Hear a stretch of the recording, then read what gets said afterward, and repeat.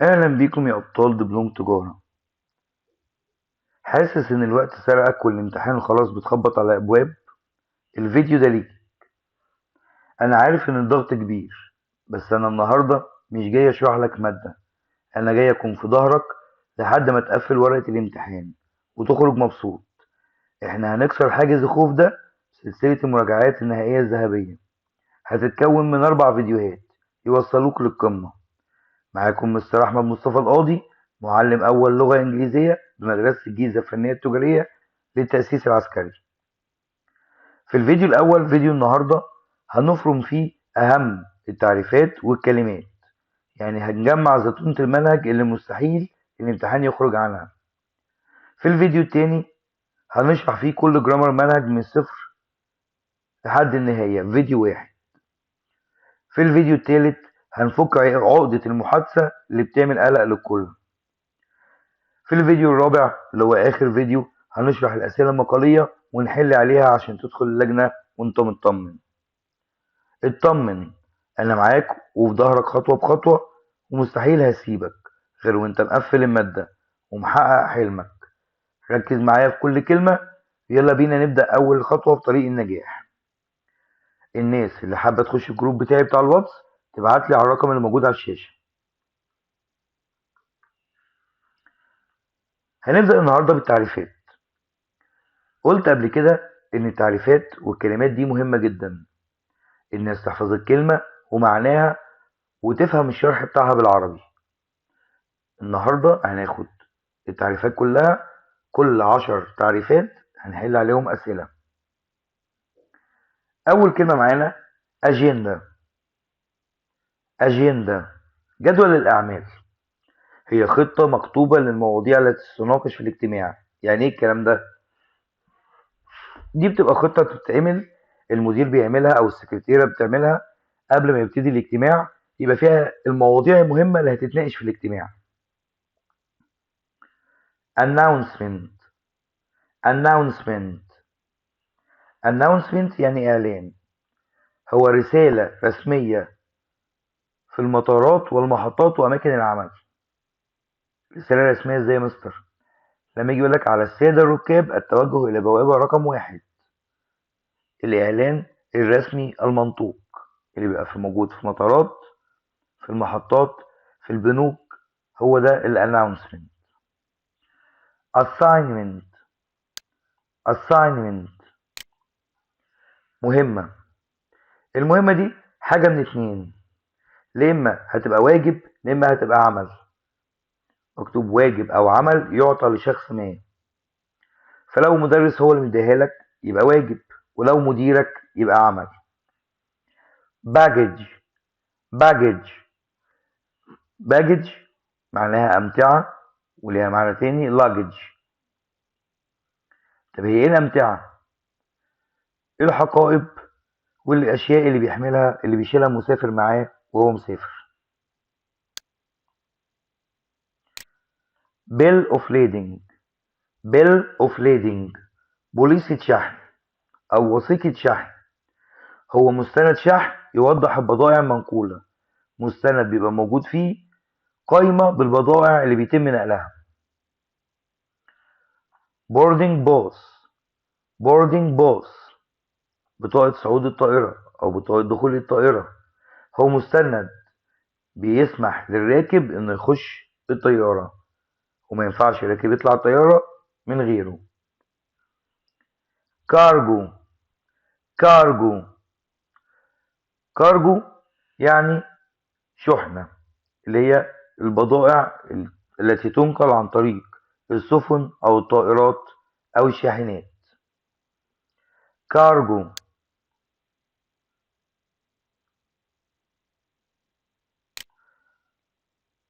carry on. carry on حقيبة يد صغيرة، هي شنطة صغيرة بيسمح للراكب إن هو ياخدها معاه الطيارة. الكاري اون مسموح له يطلع الطيارة بواحدة بس. كاش ريسيت. كاش ريسيت إيصال نقدي، هو إثبات مكتوب باستلام الأموال. إيه الكاش ريسيت ده؟ بعد ما بدفع بستلمه. الكاش ريسيت بعد ما بدفع بستلمه، هو إثبات إن أنا دفعت. تشيك إن، تشيك إن تسجيل الوصول، وساعات بتتكتب تشيك إن ديسك اللي هو مكتب تسجيل الوصول، هو عملية التسجيل في المطار أو الفندق قبل السفر.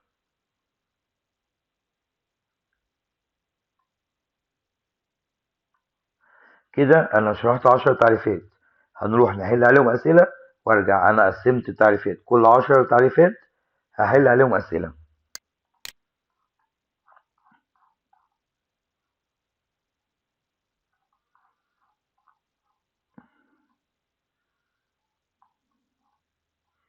أول سؤال معانا: The company sent an official about the new working hours. الشركة أرسلت إيه رسمي عن مواعيد العمل الجديدة. يبقى إعلان، إعلان يعني إيه؟ announcement. رقم 2: The teacher gave us a difficult not to finish by tomorrow. المدرس ادانا ايه؟ قلت لكم لما يبقى مدرس يبقى اكيد ادانا واجب، واجب اللي هي هتبقى assignment. assignment. ان شاء الله مفيش سؤال في الامتحان هيخرج عن المراجعة دي، الناس تركز في كل سؤال بيتحل. رقم 3: passengers must collect their after landing. يجب على الركاب ان هم ياخدوا ايه بعد ما بيوصلوا؟ اكيد الامتعة بتاعتهم، الامتعة بتاعتهم اللي هي اسمها ايه؟ baggage. baggage. رقم 4: you need a to get on the plane. عشان تطلع الطيارة، قلنا عشان اطلع الطيارة لازم يكون معايا boarding pass. boarding pass. رقم 5: the goods were sent as by ship. البضاعة اتبعتت كايه على السفينة. قلنا البضائع التي تنقل على السفينة بتسمى شحنة اللي هي cargo. cargo. 6: she took only a bag on the plane. خدت ايه شنطة على الطيارة؟ ايه نوع الشنطة قلنا اللي بتطلع على الطيارة؟ ايوه carry on اللي هي حقيبة يد صغيرة. carry on. the hotel guest must before entering the room.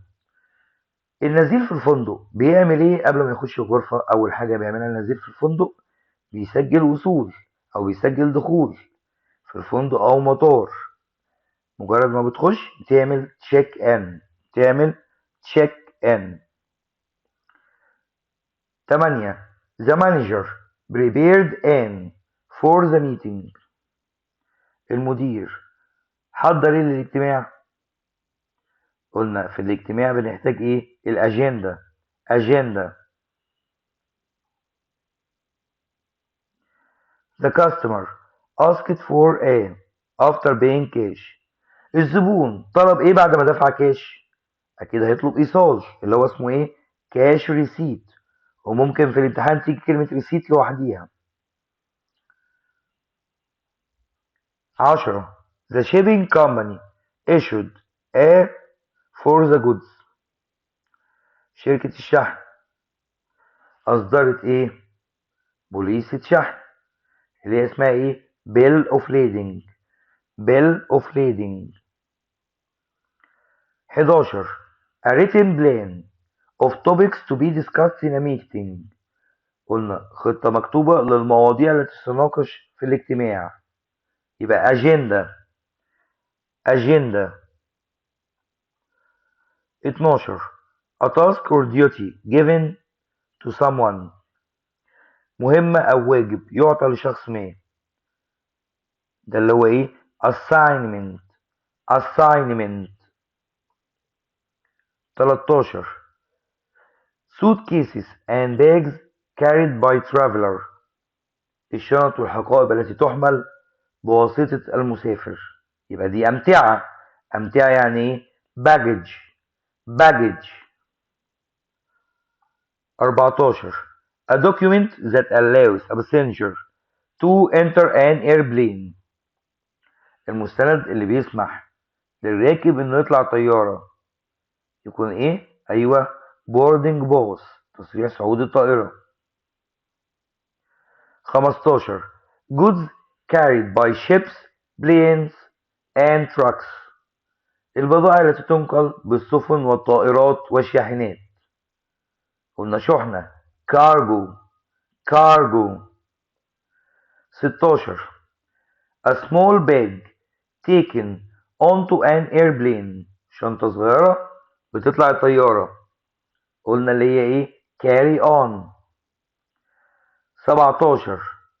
a written proof that money has been received، دليل مكتوب ان الفلوس تم استلامها.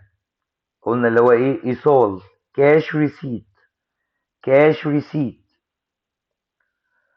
18. the process of registering at an airport before departure، عملية التسجيل في المطار قبل المغادرة. قلنا التسجيل في المطار اللي هو اسمه ايه؟ check in. 19. an official message at airports or workplaces، رسالة رسمية في المطارات وأماكن العمل. قلنا اللي هي ايه؟ announcement، إعلان. 20. a shipping document listing transported goods، وثيقة شحن فيها قائمة بالبضائع منقولة. bill of lading. 21.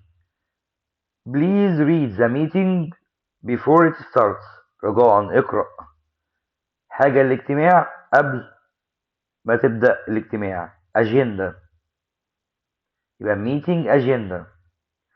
22.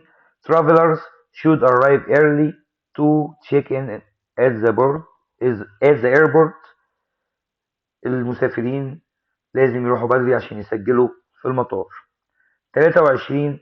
heavy نقط are not allowed as carry-on bags، heavy baggage، يبقى الأمتعة التقيلة مش مسموح بيها على الطيارة زي الشنط الصغيرة. 24. the worker received a new from his boss، العامل استلم ايه جديد من المدير بتاعه؟ مهمة، assignment. 25. the airline made an announcement about the delay flight، شركة طيران عملت إعلان عن تأخير الرحلة الجوية. هو أنا مش هقدر أحل بقية الأسئلة عشان الفيديو ما يطولش أوي، فهحاول أحل مثلا نص الأسئلة والباقي موجودين عندك على الشاشة، تقدر تاخد سكرين وتحلهم. كده خلصنا أول 10 تعريفات، نخش على 10 اللي بعديهم. client client عميل، شخص أو جهة تشتري خدمات من شركة. العميل هو شخص أو جهة بيشتروا خدمات من شركة ما. collocation تراكيب لغوية، كلمات بتستخدم معا بشكل طبيعي زي ايه؟ كلمة make a decision، يتخذ قرار. communication التواصل هو تبادل المعلومات بين الأشخاص، يبقى التواصل هو تبادل المعلومات بين الأشخاص. complain شكوى هو بيان بعدم الرضا من قبل الزبون أو الموظف، يبقى الشكوى هو شخص غير راضي dissatisfaction، أو عامل أو عنده مشكلة أو عنده خطأ ما فبيعمل شكوى. كمبيوتر حاسوب اللي هو جهاز الكمبيوتر، جهاز إلكتروني يستخدم لتخزين ومعالجة البيانات. كونتينر حاوية هو صندوق معدني كبير يستخدم لنقل البضائع، اللي هو بيبقى موجود دايما في عربيات النقل الكبيرة اللي بيبقى من ورا بوكس الحديد الكبير. كونتراكت عقد هو اتفاق مكتوب. أو شفوي ملزم قانونيا، بس دايما بيكون مكتوب. conveyor belt حزام ناقل أو سير متحرك، اللي هو حزام متحرك يستخدم في المطارات والمصانع لنقل الأمتعة أو بضائع. الناس كلها بتتفرج على أفلام وبنشوف السير اللي بيبقى عليه الشنط وبتتحرك في المطار. customs الجمارك ده مكتب حكومي بيتم فيه فحص بضائع مستوردة أو مصدرة، وبياخدوا فلوس على بضائع مستوردة أو مصدرة. deadline الموعد النهائي، اللي هو آخر ميعاد عشان خاطر تنجز مهمة ما. انت اتكلفت بمهمة أو مع طيارة، آخر ميعاد عشان توصل مثلا بيبقى وقت معين، ده اسمه deadline. كده دول 10 اللي بعديهم هنحل عليهم.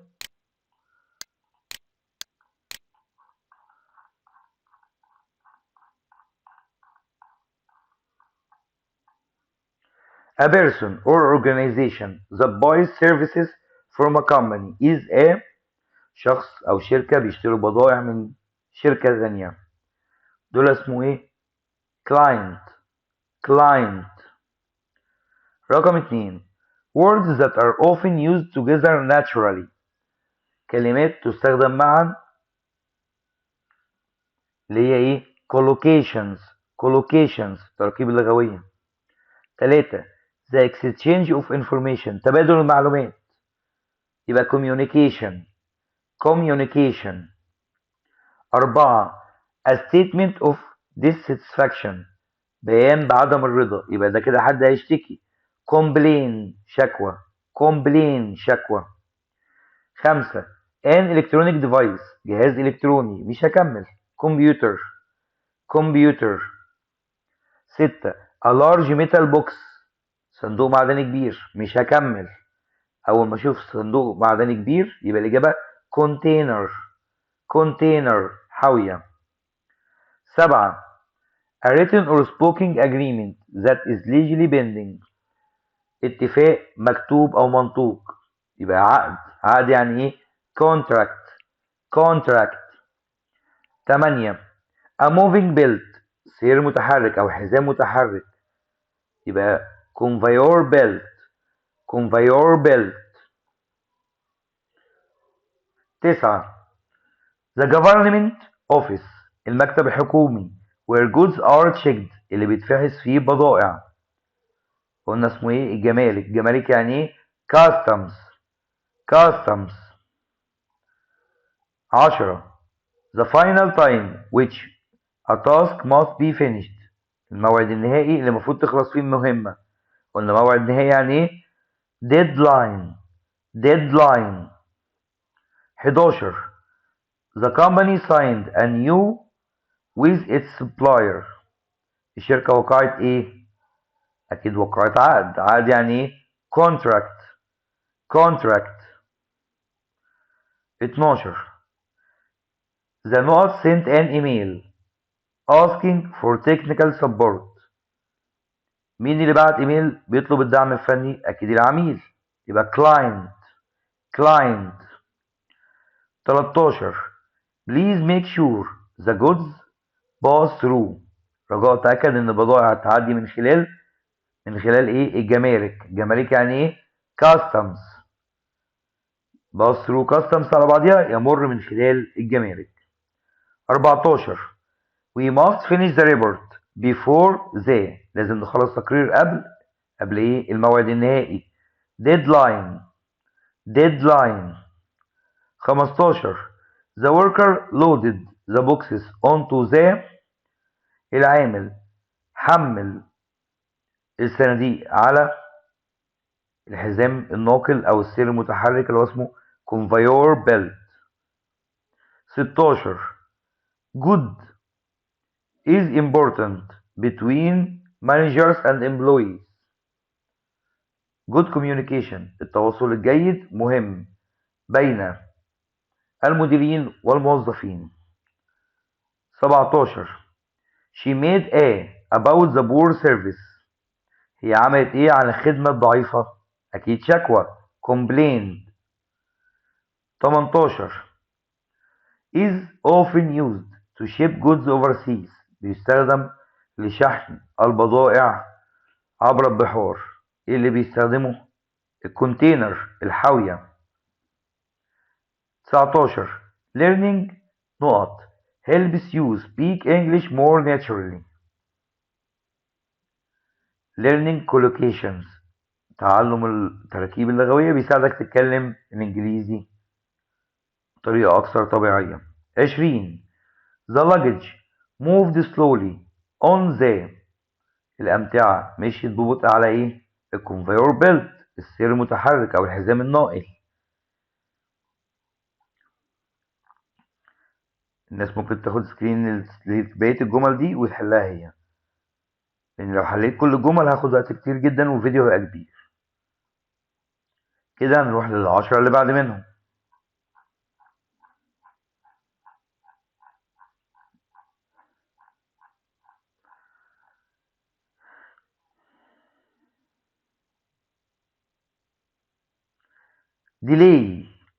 delay تأخير، لما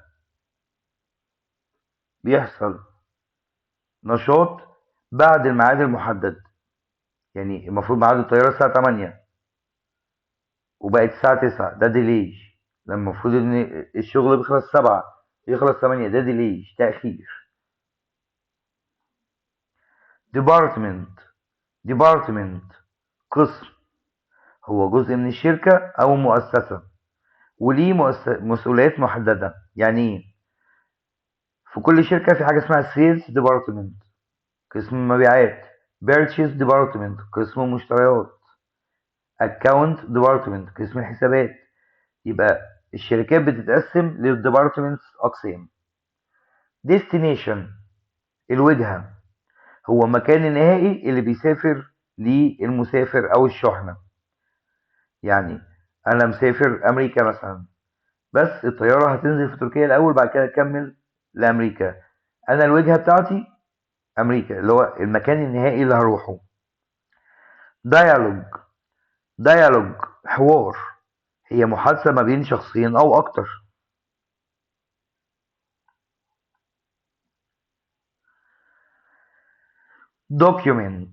document مستند، هو سجل مكتوب بيقدم لك المعلومات. e-commerce اللي هو اختصار لإلكترونيك كوميرس، التجارة الإلكترونية، هو بيع وشراء بضائع وخدمات عبر الإنترنت. employee موظف، الموظف ده شخص بيشتغل في شركة أو مؤسسة. طب ما نتلخبطش بقى من الكلمة اللي بعديها. employer ده بقى صاحب العمل، الشخص أو الجهة اللي بتوظف الناس. في رسوم، هي مبالغ تدفع مقابل خدمة أو امتياز. flight attendant مضيف أو مضيفة طيران، هو الشخص اللي بيساعد الركاب على متن الطيارة. نحل على 10 دول كمان.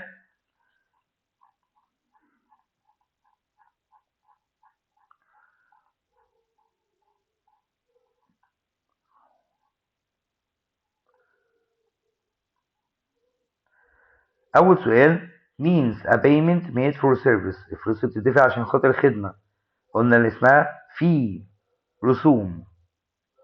2 is a written record that provides information، هو سجل مكتوب بيمدك بالمعلومات. يبقى document مستند. 3 buying and selling goods online، بيع وشراء بضائع عن طريق الإنترنت، ده اسمه إيه؟ e-commerce، تجارة إلكترونية، e-commerce.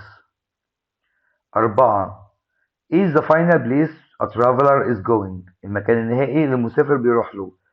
يبقى وجهة يعني ايه؟ destination. 5. A note is a conversation between two or more people. هي محادثة ما بين شخصين أو أكثر، يبقى dialogue. 6. A division of a company with specific duties. جزء من الشركة ليه مهام محددة. قلنا يعني قسم يعني ايه؟ department.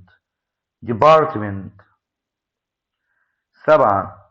When something happens later than planned, it's لما حاجة تحصل بعد ميعادها المخطط، يبقى دي ايه؟ تأخير يعني ايه؟ delay. 8. A person who works for a company is an الشخص الذي يعمل لدى الشركة ده مين؟ employee. طب 9. A person or organization that hires workers is an شخص أو منظمة بتعين الموظفين، يبقى ده مين؟ صاحب العمل اللي هو اسمه ايه؟ employer. 10. A note assists passengers on an airplane. مين اللي بيساعد الركاب على الطيارة؟ flight attendant. 11. There was a note in the train schedule due to bad weather. حصل ايه في ميعاد القطر بسبب الطقس السيء؟ اكيد تأخير يعني ايه؟ delay. 12. The sales note is responsible for customer orders. The sales ايه؟ department قسم المبيعات هو المسؤول عن طلبات الزبائن. 13. باريس was our final. باريس كانت ايه؟ الوجهة النهائية، يبقى final destination. 14. Please sign this before starting work. رجاء وقع المستند ده قبل ما تبدأ العمل. مستند يعني ايه؟ document. 15. The company uses نقط to sell products worldwide. شركة تستخدم ايه عشان تبيع في جميع أنحاء العالم؟ e-commerce التجارة الإلكترونية. 16. Every نقط must follow company rules. لازم كل ايه يتبع قوانين الشركة. موظف يعني ايه؟ employee. 17. The نقط decided to hire 10 new workers. مين يقرر ان هو يعين 10؟ employer صاحب العمل. You must pay 18. You must pay a small to enter the club. لازم تدفع ايه؟ رسوم صغيرة عشان تخش النادي. رسوم fee. 19. The نقط welcomed passengers on the plane. مين اللي رحب بالركاب على الطائرة؟ flight attendant المضيفة الجوية. 20. The manager asked for a with the staff. المدير طلب حوار مع طاقم العمل اللي هو dialogue. نروح لل10 تعريفات اللي بعديهم. انا عارف ان الطريقة دي رايح جاي، بس عشان يبقى كل 10 تعريفات معايا الأسئلة بتاعتهم.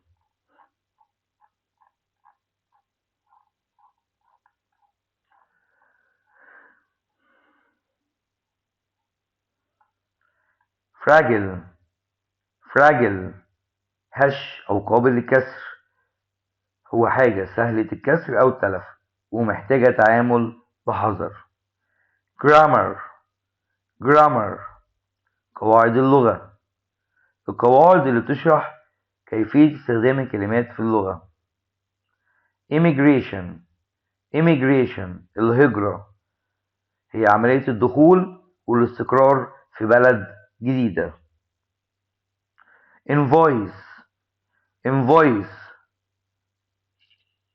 invoice يعني فاتورة، مستند بيوضح تفاصيل البضائع والخدمات والتكلفة بتاعتها. لابتوب اللي هو كمبيوتر محمول، حاسوب محمول اللي هو جهاز كمبيوتر محمول يستخدم للعمل أو الدراسة. logistics logistics اللوجستيات، إدارة نقل وتخزين البضائع. luggage luggage الأمتعة، قلنا هي كلمة baggage، الحقائب والشنط اللي بتحملها معاك أثناء السفر. manager manager مدير، هو الشخص المسؤول عن قيادة الفريق أو القسم. memo المذكرة هي رسالة مكتوبة قصيرة تستخدم في التواصل في العمل.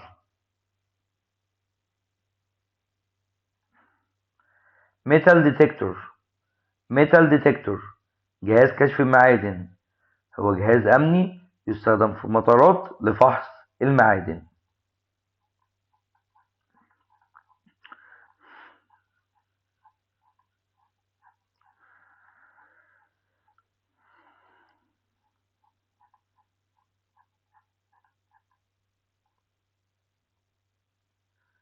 glass is الإزاز، مش محتاج أكمل الجملة. fragile قابل للكسر. 2. The company sent me an for the goods I bought. الشركة بعتت لي إيه على البضائع اللي أنا اشتريتها؟ أكيد فاتورة invoice. 3. I use my note to prepare reports. بستخدم إيه عشان أحضر التقارير؟ أكيد لابتوب. The airport uses a to check passengers for security. المطارات بتستخدم إيه عشان خاطر تفحص الركاب من أجل الأمان؟ جهاز كشف المعادن metal detector. She bagged hair، هي عبت إيه؟ شنطها luggage. 6. The note is responsible for organizing transport and storage of goods. مسؤول عن تنظيم ونقل وتخزين البضائع اللي هو logistics اللوجستيات. 7. Our note asked us to finish the task today. مين يطلب مننا نخلص المهام اللي ورانا النهارده؟ manager المدير. 8. The teacher explains the rules of English. المدرس شرح لنا قواعد الإنجليزي، يبقى English grammar. 9. is usually used for short messages inside companies. يستخدم في الرسائل القصيرة داخل الشركات. memo. 10. means entering and living in another country، انك تخش دولة تانية وتعيش فيها. immigration الهجرة. 11. easily broken or damaged، سهل الكسر يبقى fragile. 12. a document showing goods and their prices، مستند بيوضح البضائع وأسعارها يبقى invoice. 13. the rules of using words in language، قواعد استخدام الكلمات في اللغة يبقى grammar. a portable computer لابتوب. 15. bags and suitcases الشنط والحقائب يبقى luggage. 16. the company's department handles shipping and storage، الشركة المسؤولة اللي في الشركة مسؤول عن الشحن والتخزين logistics. 17. checks people for metal objects، بيفحص الناس على الأغراض المعدنية في المطارات يبقى جهاز كشف المعادن metal detector. 18. lead workers and make decisions، يقود العمال ويتخذ القرارات يبقى manager المدير. 19. we received a short note about the meeting، استلمنا مذكرة قصيرة عن الاجتماع memo. 20. you should mark the box as fragile because it contains glass، لازم تعلمه ان هو قابل للكسر لانه مصنوع من الازاز. نروح ل10 تعريفات كمان.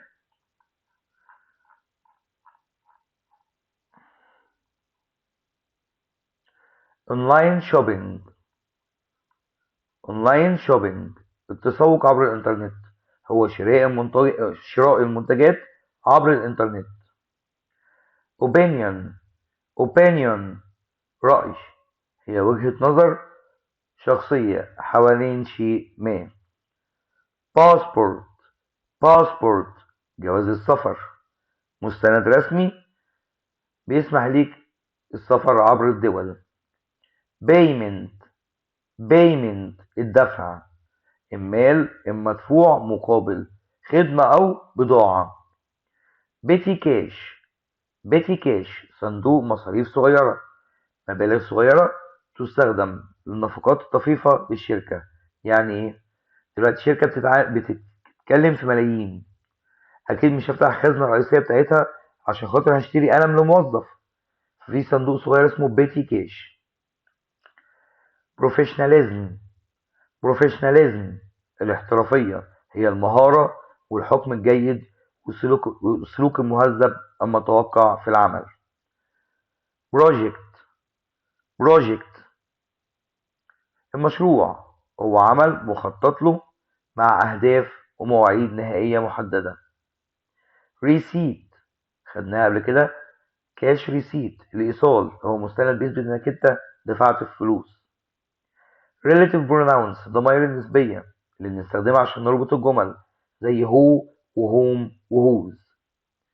training تدريب، هي عملية تعلم المهارات اللازمة لوظيفة ما.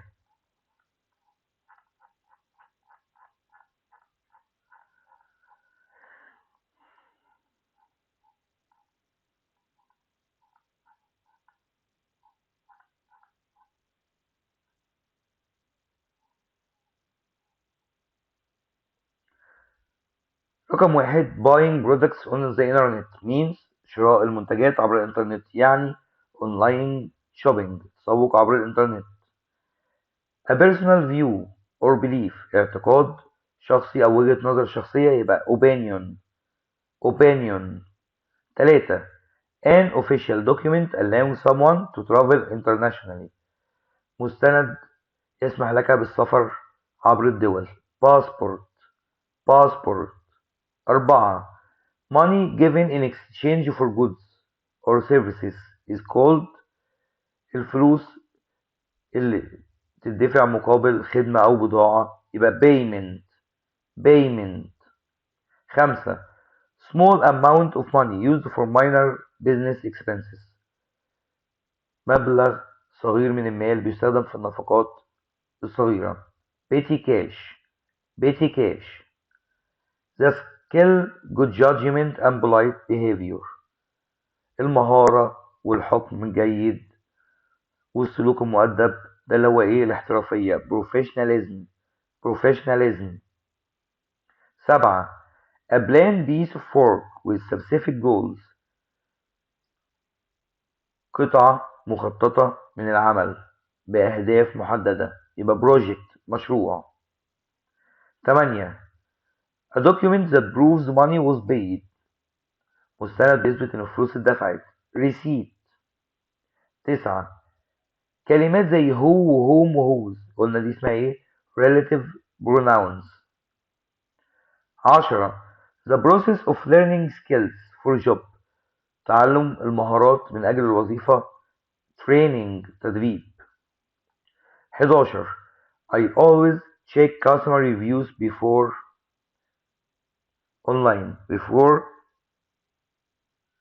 shopping online قبل الشراء عبر الإنترنت أو التسوق عبر الإنترنت.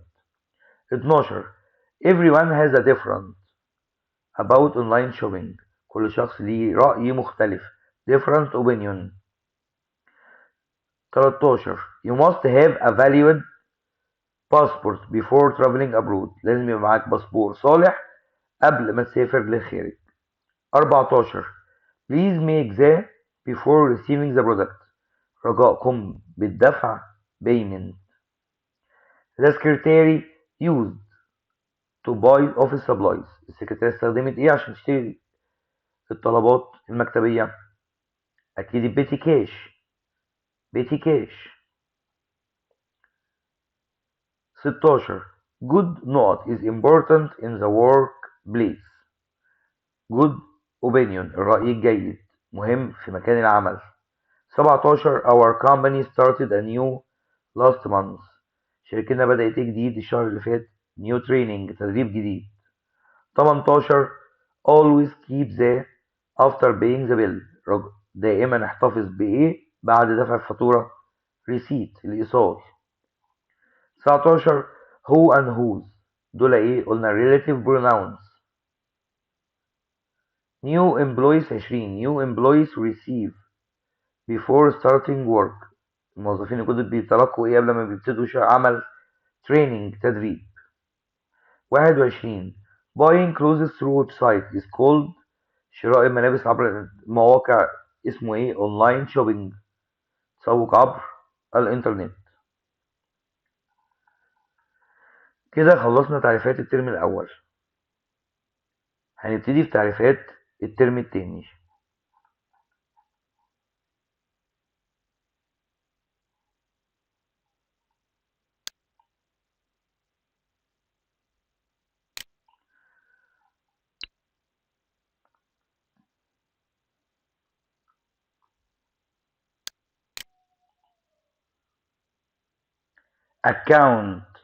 account حساب هو حساب مالي في البنك او في شركة.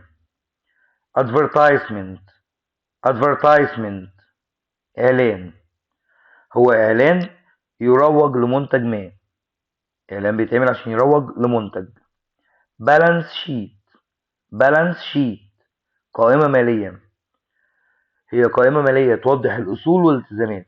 بمعنى قائمة تبقى موجود فيها أصول الشركة الحاجات بتاعتها اللي بتملكها والالتزامات اللي عليها. براند علامة تجارية اسم الشركة أو صورتها أو الهوية بتاعتها. budget ميزانية خطة لكيفية الإنفاق والادخار. الميزانية دي خطة بتعملها عشان تشوف هتصرف ايه وهتوفر ايه. كامبين حملة إعلانية هي أنشطة منظمة للترويج لمنتج أو خدمة ما. كومبليانس الامتثال هو الالتزام بالقوانين هو الالتزام بقوانين ومعايير في العمل. كونسومر مستهلك المستهلك ده اللي بيشتري السلع والخدمات. كوست تكلفة التكلفة اللي بتصرفها عشان تشتري شيء ما. يبقى كوست التكلفة هي الفلوس اللي انت بتحتاجها عشان تصرفها في شراء شيء ما. corruption فساد الفساد ده هو سلوك غير قانوني من أصحاب السلطة في العمل. يعني المدير لما يستغل سلطته بطريقة غير قانونية. نحل عليهم.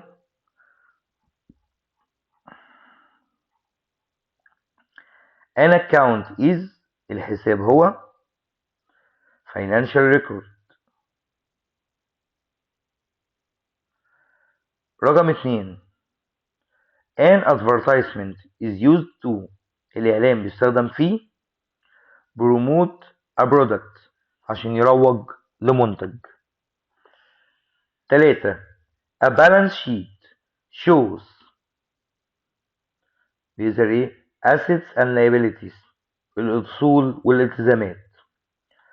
4 brand means the company's identity هوية الشركة. 5 A budget is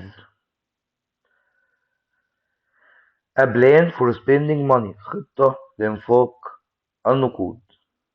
6 A campaign is الحملة الإعلانية هي organized promotion activities أنشطة ترويج منظمة. 7 compliance means الامتثال following laws and standards هو اتباع القوانين والمعايير. 8.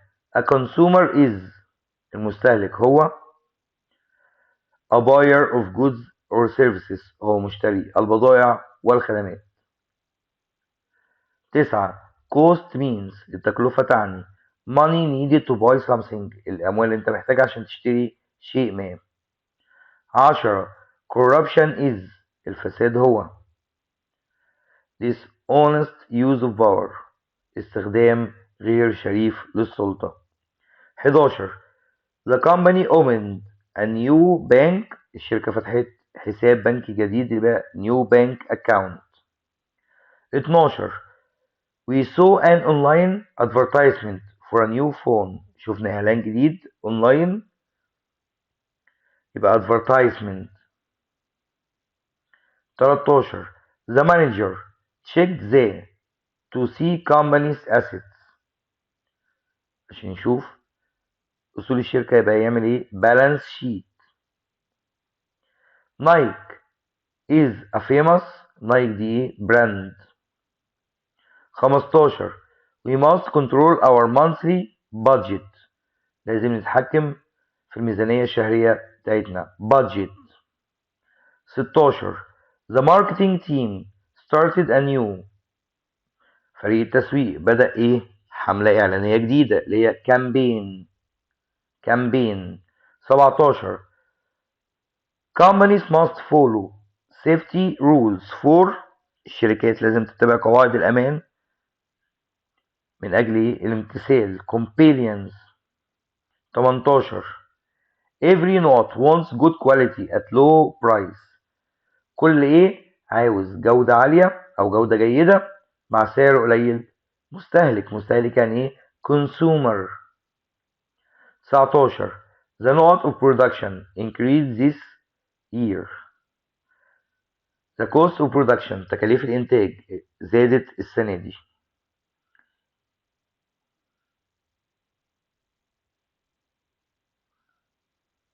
Bribery is a form of رشوة جزء من إيه corruption الفساد. Which word is related to banking أنهي كلمة من دول متعلقة بالبنوك أكيد account حساب.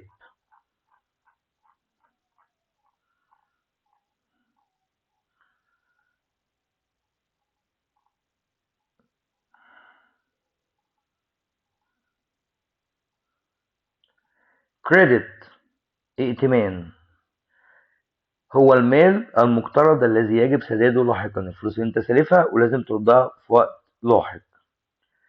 currency عملة العملة مستخدمة في بلد معين. debt دين هو دين مستحق لشخص أو مؤسسة ما. equality المساواة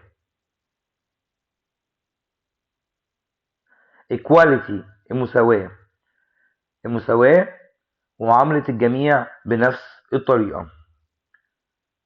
ethics أخلاق أخلاق وبتتقال business ethics أخلاقيات العمل هي مبادئ تحدد الصواب والخطأ في السلوك وقرارات في العمل. expenses النفقات أو المصروفات هي الفلوس اللي بتصرفها على شيء ما. export تصدير السلع أو الخدمات لدولة أخرى. طب دي بنعرفها منين؟ sell goods to another country بتبيع بضائع لدول أخرى يبقى export بتبيع بضائع لدول أخرى. fair trade التجارة العادلة هي اللي بتضمن الحقوق ما بين العمال والمنتجين. global supply chain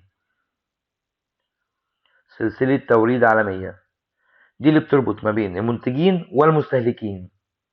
import استيراد import عكس export التصدير بنبيع البضائع لدول الأخرى. طب import الاستيراد بنشتري بضائع من الدول الأخرى. نحل عليهم.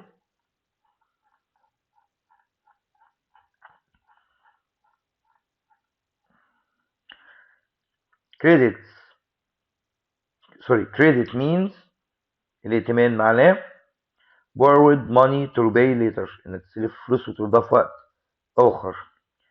2 currency is العملة هي money system of a country هو نظام النقود في الدولة. 3 debt is الدين هو money owed to others الفلوس المقترضة من الآخرين. equality 4 equality means treating all people the same أو معاملة جميع الناس بنفس الطريقة. 5 ethics are الأخلاقيات هي إيه؟ moral principles of right and wrong الأخلاقيات اللي بتحكم الصح والغلط. 6 an expense المصروف أو النفقات هي إيه؟ money spent الفلوس اللي أنت صرفتها. 7 to export goods means التصدير ده معنى إيه؟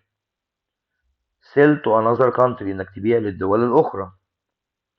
8 fair trade ensures التجارة عادلة بتضمن إيه؟ fair pay and treatment معاملة عادلة ودفع عادل.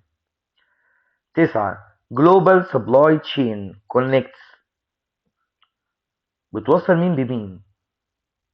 بتوصل producers وconsumers بتوصل المنتجين بالمستهلكين. 10 to import goods means إنك تستورد بضائع معناه إيه؟ buy from another country إنك تشتري من الدول الأخرى. 11 the bank give him to buy a car البنك اداله إيه عشان يشتري عربية؟ اداله فلوس credit ائتمان. 12 the Egyptian is the pound the Egyptian currency العملة المصرية الجنيه. 13 he must repay his next month لازم يدفع الدين بتاعه الشهر الجاي debt. 14 laws support between men and women القانون بيدعم المساواة بين الرجل والمرأة المساواة اللي هي ايه equality. 15 good companies followed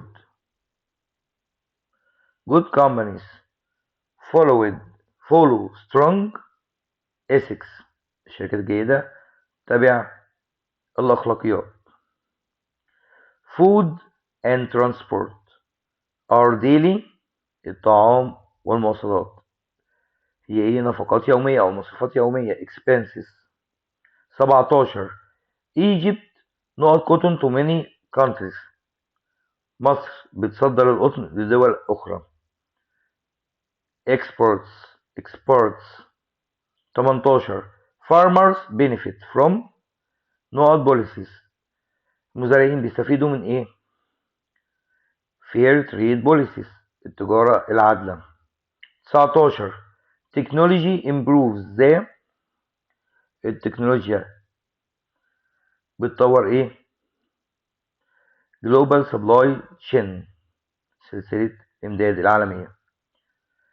20 we not cars from other countries العربيات من دول اخرى يبقى احنا كده بنستورد يستورد يعني ايه import.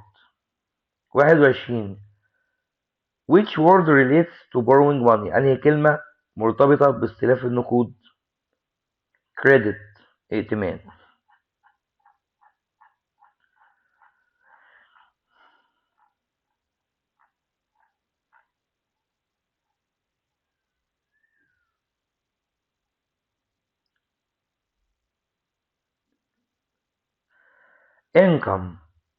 income يعني دخل الدخل اللي بيكسبه الشخص او الشركة. innovation ابتكار هو الابتكار وخلق افكار ومنتجات جديدة. interest فايدة هي فايدة اضافية على القرض او مدخرات بمعنى لو استلفت فلوس من البنك او خدت قرض من البنك هدفع فايدة طب لو حطيت فلوس في البنك هاخد فايدة. investment استثمار هو استثمار المال للحصول على ربح مستقبلي استثمر فلوسي في شغلانة أو في شركة عشان أكسب في المستقبل. investor المستثمر ده بقى الشخص اللي بيدي للشركة فلوس عشان يحقق أرباح في المستقبل. leadership قيادة هي توجيه الآخرين بثقة ورؤية. loan قرض هو قرض من بنك أو شخص. market share الحصة السوقية حصة الشركة من إجمالي المبيعات، يعني حصة الشركة في السوق من إجمالي المبيعات بتاعت المنتج. negotiation تفاوض هو تفاوض لوصول لاتفاق، بتتفاوض عشان توصل لاتفاق. pitch عرض أو عرض تقديمي هو عرض قصير عشان تجذب المستثمرين والعملاء.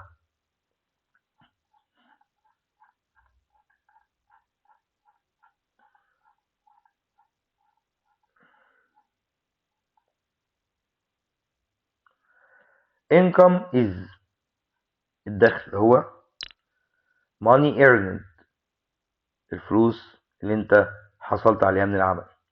innovation means الابتكار معناه creating new ideas or products إنشاء الأفكار الجديدة والمنتجات. interest is الفايدة هي extra money on loans or savings الفلوس الإضافية على القروض أو الادخار. 4 investment means الاستثمار معناه putting money for future profit إنك تحط فلوس في حاجة عشان المكسب المستقبلي. 5 an investor is المستثمر person who gives money to a business الشخص اللي بيحط فلوس في عمل. leadership means القيادة معناها guiding others with vision قيادة الآخرين برؤية.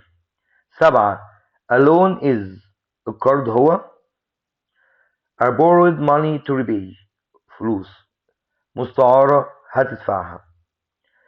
8 market share الحصة السوقية is percentage of total sales نسبة المبيعات الكلية. negotiation is التفاوض هو discussion to reach agreement هو نقاش لكي يصلوا لاتفاق. 10 a pitch is short presentation to attract investors هو عرض تقديمي صغير أو قصير لكي يجذب المستثمرين. 11 his monthly note increased after promotion يبقى his monthly income الدخل بتاعه الشهري زاد بعد الترقية. 12 new technology shows great innovation التكنولوجيا الحديثة بتظهر ابتكار عظيم. the bank add to the savings accounts البنك أضاف interest فايدة على حساب الادخار.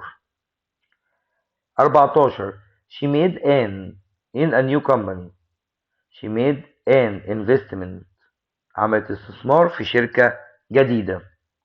15 the note expects profit from the project the investor المستثمر بيتوقع الأرباح من المشروع.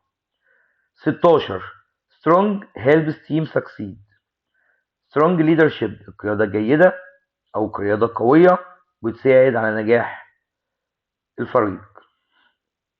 he took a from the bank to buy a house خد إيه من البنك عشان يشتري منزل. loan قرض. 18 the company's نقط grew to 40% of sales يبقى market share الحصة السوقية للشركة زادت ل 40% من المبيعات. 19 after long نقط both sides signed the deal بعد ايه طويلة الاتنين وقعوا على الصفقة يبقى مفاوضات negotiation. 20 the startup presented a business pitch to investors الشركة الناشئة عملت عرض تقديمي للمستثمرين.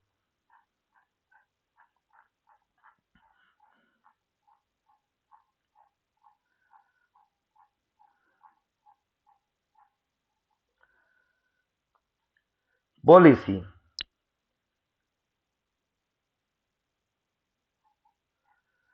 policy السياسة.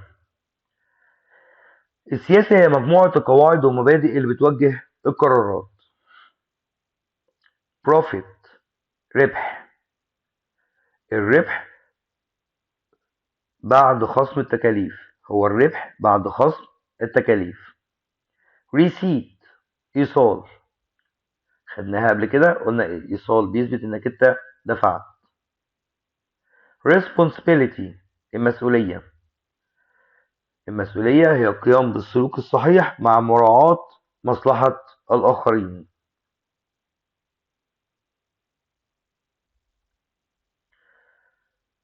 savings مدخرات، هي المدخرات اللي بنركنها على جنب أو بنحفظها عشان نستخدمها في المستقبل. slogan شعار، هو شعار قصير يمثل العلامة التجارية. stakeholder صاحب مصلحة، هو صاحب المصلحة بيتأثر بأفعال الشركة. ستارت اب شركة ناشئة، شركة ناشئة صغيرة في مراحلها الأولى، شركة لسه بتبتدي. sustainability الاستدامة. ايه الاستدامة دي؟ هي استخدام الموارد بشكل مسؤول عشان يتبقى منها للأجيال القادمة. تعرف الرسم الجمركي أو الرسوم الجمركية، هي الرسوم اللي بندفعها على السلع المستوردة أو اللي هنصدرها.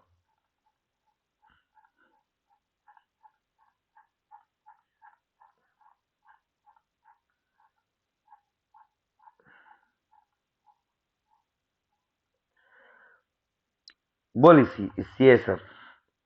A set of guiding rules هي مجموعة من القواعد. 2. Profit means الربح.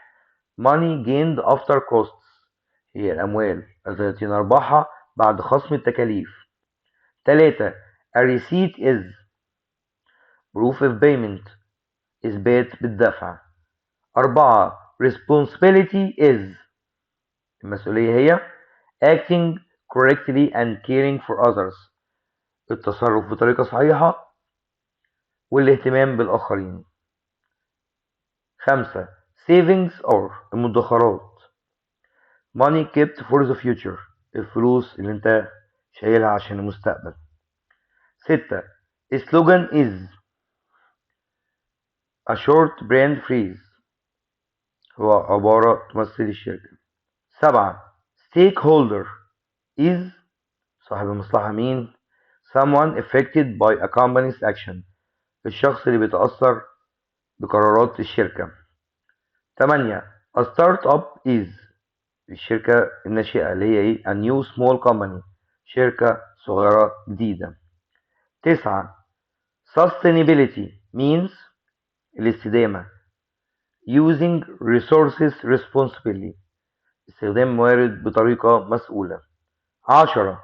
a tariff is تعرفة الجمركية هي ايه؟ tax on traded goods الضرائب اللي بتدفعها على بضائع يتم المتاجرة بها. 11. The company created a new safety policy شركة أنشأت قواعد أو سياسة أمان جديدة. 12. After selling products the business made a profit بعد بيع المنتجات الشركة عملت مكاسب أو أرباح profit. 13. keep the as proof you paid احتفظ بإيه عشان يثبت إنك دفعت receipt. 14. parents teach children responsibility at home الوالدين بيعلموا أطفالهم المسؤولية في المنزل. 15. she put part of her salary into حطت جزء من مرتبها في ايه؟ savings المدخرات.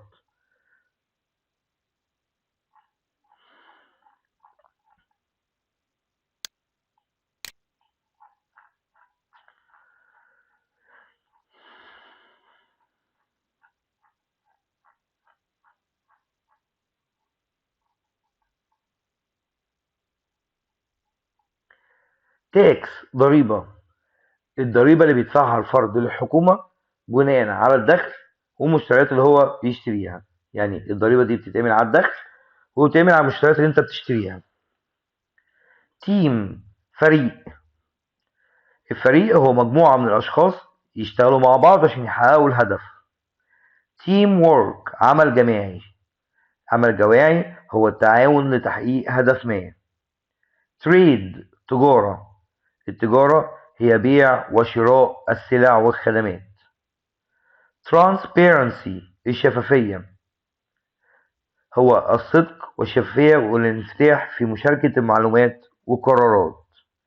Trend اتجاه، الاتجاه أو الموضة الشائعة في أسلوب أو منتج أو سلوك في الوقت ده. Value قيمة، قيمة أو أهمية الشيء في الأعمال. Wage أجور، الفلوس اللي بياخدها العامل مقابل الشغل بتاعه. Wealth ثروة، الثروة هي إجمالي قيمة المال وممتلكات، الفلوس اللي عندك كلها وممتلكات اللي انت. worker عامل، هو شخص يؤدي عملا مقابل أجر، إن الراجل اللي بيشتغل مقابل أجر.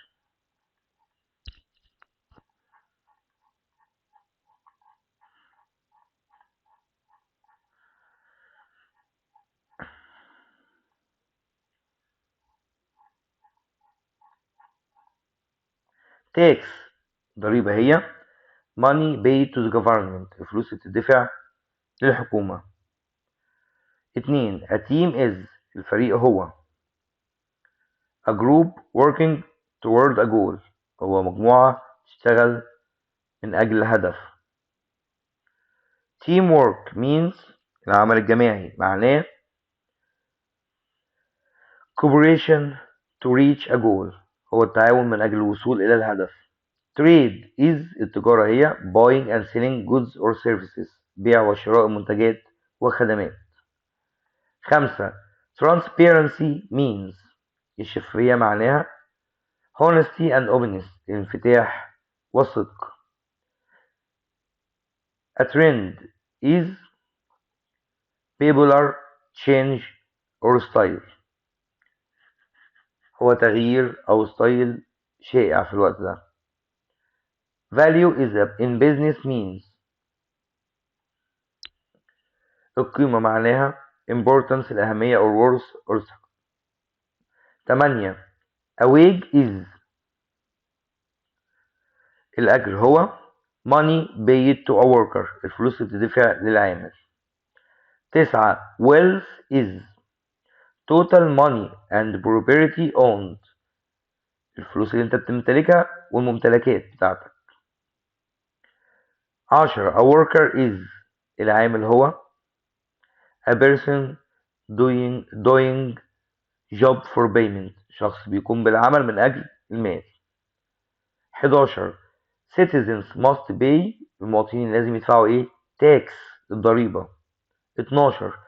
our football won the match، اسمها football team فريق كرة القدم. 13. success needs good teamwork between employees، النجاح محتاج عمل جماعي بين الموظفين. 14. international نقط increase economic growth، international trade التجارة الدولية أو العالمية تزيد من النمو الاقتصادي. 15. clear rules improve transparency in companies، القواعد الواضحة تحسن الشفافية في الشركات. 16. online shopping is a modern trend، التسوق الإلكتروني هو ترند جديد. 17. quality adds value to a product، الجودة بتضيف قيمة للمنتج. 18.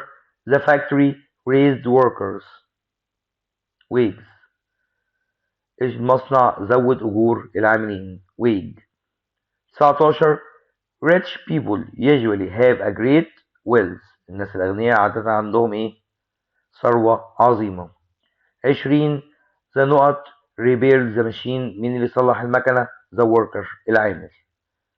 وبكده أكون خلصت أهم الكلمات والتعريفات لمنهج الترمين سنة تالتة تجارة.